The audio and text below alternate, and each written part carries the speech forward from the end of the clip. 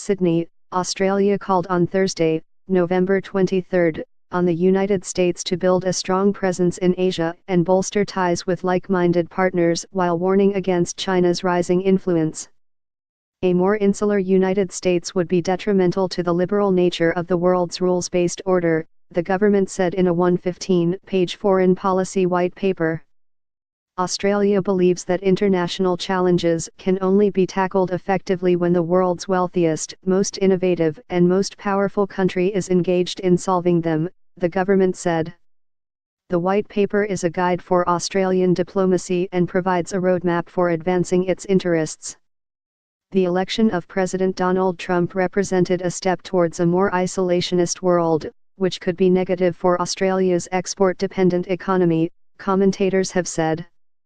Trump withdrew from the Trans-Pacific Partnership Regional Trade Agreement in January, shortly after he took office. Strong and sustained U.S. engagement in the international system remains fundamental to international stability and prosperity, the government said in the paper. Without such engagement, the effectiveness and liberal character of the international order would erode. Australia is one of the staunchest U.S. allies, and troops from the two countries have fought alongside each other in all major conflicts for generations. But the economic growth and power that the United States has enjoyed since the end of the World War II is now being challenged by China, Australia said.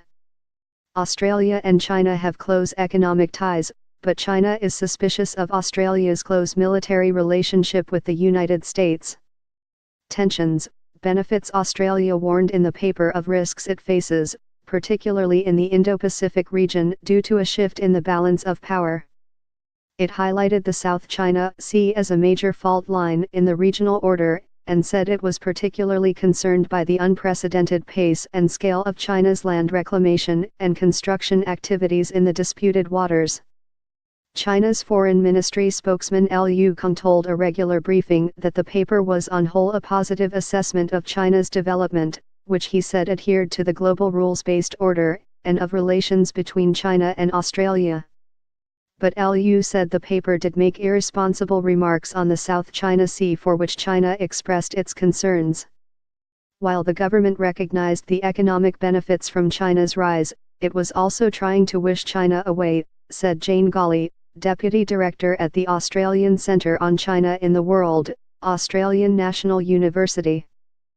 To actually drop the word Asia from Asia-Pacific undoes 3 decades of diplomatic effort, Gawley said, referring to the use of the phrase Indo-Pacific which came up 120 times in the paper.